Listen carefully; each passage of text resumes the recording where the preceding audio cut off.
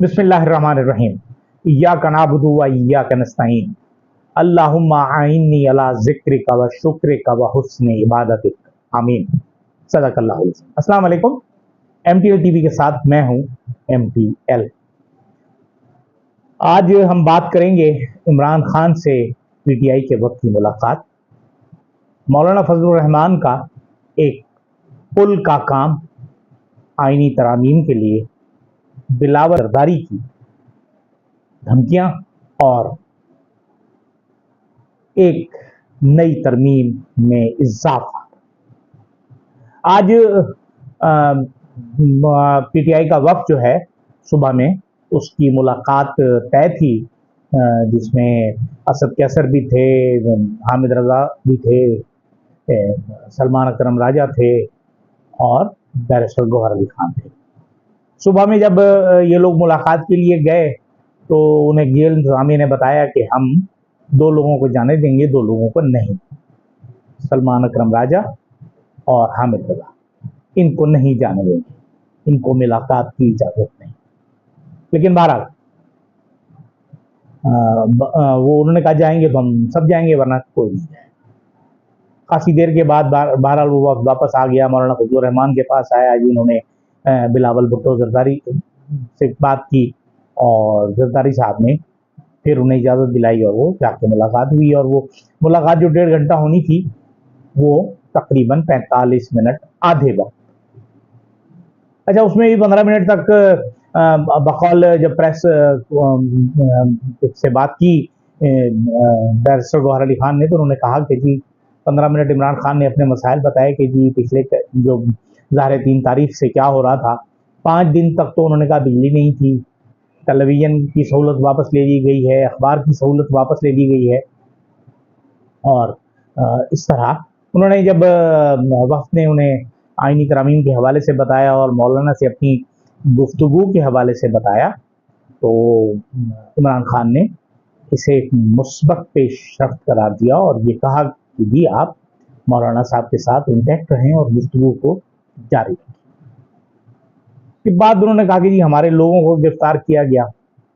आईनी तरामीम पर इमरान खान से चूँकि गुफ्तगू पूरी नहीं हो सकती, इमरान खान से वो चाह रहे हैं कि पीर को फिर मुलाकात करें, लेकिन इमरान खान ने ब्रॉडर स्पेक्ट्रम में मज़ीद गुफ्तगू करने के लिए 4 और लोगों को भी तलब किया कि अगली दफ़ा जब आप लोग आएँ तो आपके साथ 4 लोग ये भी होने चाहिए, जिनमें शिबली फराज हैं, उमर अयूब हैं, मलिक अहमद खान भच्चर हैं और अली अमीन गंडापुरी, यानी कौमी असम्बली, सेनेट और पंजाब असम्बली में कायदे हिज़्ब इख्तिलाफ और वज़ीर आला खबर। अब ये ब्रॉडर स्पेक्ट्रम से बात होगी कि किस तरह ये काम हो रहा है। लेकिन एक बात ये देखने में आई है, जो गुफ्तगू में उन्होंने बताया कि हमारे 2 लोग मिसिंग हैं, 2 सेनेटर मिसिंग हैं PTI के। इसी तरह जो आइन में तरमीम के लिए बड़ी ज़बरदस्त गुफ्तगू हो रही है, कितना इत्तेफाक राय पैदा करने के लिए तो लोगों को उठाया जा रहा है, उनकी बेगमों को उठाया जा रहा है, अराकीन के लीडरों की बहुओं को उठाया जा रहा है, बेटियों को अगवा किया जा रहा है। ये आइनी तरामीम करवाने का एक बेहतरीन तरीका है। कैसी खूबसूरत बात है कि आपने ये सब कुछ कर लिया, आपने 63A पर अपनी मर्जी का फैसला भी ले लिया। काजी फायज ईसा ने जो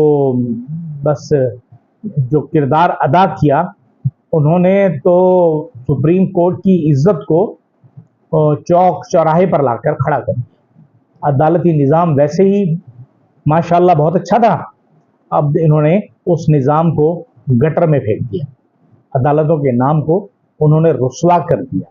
और ये पाकिस्तान में सुप्रीम कोर्ट की सरबराहों की लिस्ट में बदतरीन नाम कहलाया जाएगा, क्योंकि उन्होंने खुली छूट दे दी इंतज़ामिया को, हुकूमत को, कि आप जिसको चाहें उठा लें। इस इमरजेंसी में सरदार अख्तर मैंगल वापस आए और उन्होंने ये कहा कि मैं किसी के दबाव पर नहीं आया, बल्कि मेरी पार्टी पर जो दबाव है, मेरे अरकान पर जो दबाव है, मैं उन्हें मॉरल सपोर्ट करने के लिए आया, یہ ہوتے ہیں لیڈر. یہ بھگوڑے نہیں ہوتے دم دبا کے بھاگ جاتے ہیں لندن, دم دبا کے جدہ بھاگ جاتے ہیں. یہ لیڈر نہیں ہوتے, یہ تو بس ابن الوقت لوگ ہوتے ہیں. وہ واپس آئے, انہوں نے بات کی, انہوں نے کہا کہ میرے 2 سینیٹر ہیں وہ دونوں غائب ہیں. نسیمہ احسان جو ان کی سینیٹر ہیں وہ غائب ہیں, بلکہ وہ کہہ رہے ہیں کہ جی گزشتہ روز انہیں پارلیمنٹ لاجز سے اٹھا کر لے گئے. 5-6 لوگ آئے نقاب پوش اور انہیں وہاں سے غائب کر دیا. اب نسیمہ احسان جو ہیں انہوں نے بتایا کہ جی وہ ان کے شوہر جو ہیں وہ بھی سینیٹر رہ چکے ہیں, احسان شاہ, اور احسان شاہ کے والد اسلم شاہ صاحب جو تھے وہ تربت میں ایک بہت ہی کاروباری, بڑی اچھی شہرت کے بڑے کاروباری شخص تھے مرحوم, اللہ انہیں غریق رحمت کرے. اور احسان شاہ ان کے نقش قدم پر چلتے ہوئے انہوں نے بھی بہت اچھا کاروبار میں اپنا نام بنایا, سیاست میں اپنا نام بنایا, صوبائی وزیر رہے, سینیٹر رہے. اب ان کی بیگم جو ہے وہ سینیٹر ہیں. یعنی اب آپ آئینی ترامیم کے لیے جب آپ کے پاس نہیں ہے, کچھ مکمل نہیں ہے, نمبر پورے نہیں ہیں, تو آپ اتفاق رائے پیدا کرنے کے لیے دوسروں کے باتوں کو بھی سنیں, ان کی ترجیحات کو بھی ڈالیں. لیکن نہیں, ایسے نہیں ہے. تو سردار اختر منگل نے آج جب یہ کہا کہ میں اس ترمیم میں شامل نہیں ہوں, میری پارٹی شامل نہیں ہے, جب آپ اس طرح اغوا کر کے لوگوں سے آئینی ترامیم پر اپنی حمایت لے رہے ہیں. اغوا برائے تاوان تھا, پھر اغوا برائے بیان تھا, اب اغوا برائے ووٹ ہو گیا. تو یہ قانون سازی بھی کر لینی چاہیے کہ اغوا برائے تاوان از ایکول ٹو اغوا برائے بیان از آلسو ایکول ٹو اغوا برائے ووٹ. یعنی اگر کسی کو آزادی کے ساتھ ووٹ دینے کا حق بھی نہیں تو پھر کچھ نہیں ہو سکتا. بہرحال نسیمہ احسان صاحبہ اللہ انہیں خیریت سے رکھے, قاسم صاحب کو اللہ خیریت سے رکھے, اور انہیں آزادانہ ووٹ دینے کی اجازت مل جائے. اسی طرح پاکستان تحریک انصاف کے بھی کچھ سینیٹرز غائب کرنے کی کوشش کی گئی ہے, اور دو لوگوں کے متعلق کہا جا رہا ہے کہ وہ نہیں ہیں. مولانا فضل الرحمان اپنے سٹانس پر موجود ہیں. مولانا فضل الرحمان کا سٹانس بہت اہم ہے. وہ ایک پل کا کام سر انجام دے رہے ہیں حزب اختلاف اور ان کے درمیان, حکومت کے درمیان, لیکن لگ یہی رہا ہے کہ یہ بہت مشکل کام ہے. اب ایک ترمیم وہ لے آئے ہیں جو انہوں نے کہا ہے کہ یہ ڈرافٹ میں موجود نہیں اور یہ ہونی چاہیے, اور وہ ہے کہ غیر سودی معاشی نظام ہونا چاہیے. ہمارے ملک سے سود کا مکمل خاتمہ ہونا چاہیے. اب یہ انہوں نے کہہ تو دیا ہے, اب ان کی بات مانی جاتی ہے نہیں مانی جاتی, کیا ہوتا ہے کیا نہیں ہوتا یہ تو بات کی بات ہے. لیکن بہرحال حکومت کو بہت جلدی ہے. کل بھی کوشش کی کہ کسی طریقے سے یہ بات ہو جائے, ترمیم پاس ہو جائے, لیکن نہیں ہو سکی. گزشتہ شب 18 اکتوبر کے حوالے سے جو ایک تقریب تھی, جلسہ تھا حیدرآباد میں, وہاں بلاول بھٹو زرداری نے بہت ہی زبردست طریقے سے دھمکیاں بھی دیں کہ اگر آپ میرے ساتھ نہیں ہوں گے تو میں یہ کر سکتا ہوں.